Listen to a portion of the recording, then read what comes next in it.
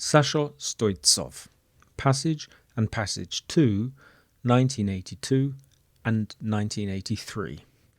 The combination of figurative images and geometric compositions recreated from photographs within a painting was relatively acceptable for the time of socialism.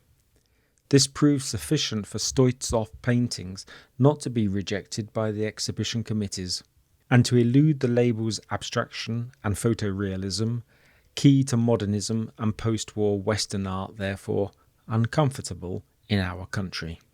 Abstraction was introduced to art at the very beginning of the 20th century by Russian avant-garde artists, but was denied soon after with the arrival of the Bolsheviks.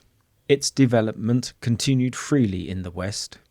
In Russia, the method of socialist realism was imposed, which visually resembled reality, but manipulated the content and erased the personal style of artists.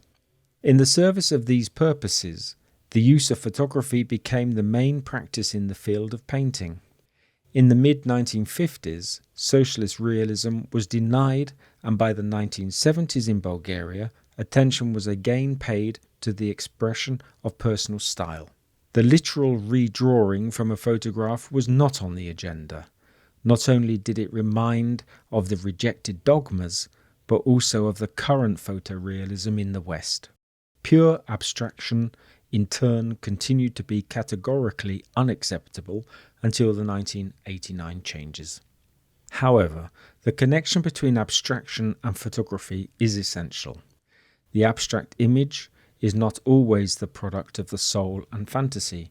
It can also occur when you get as close as possible to the object, when magnifying until points, lines, or unrecognizable spots can be seen.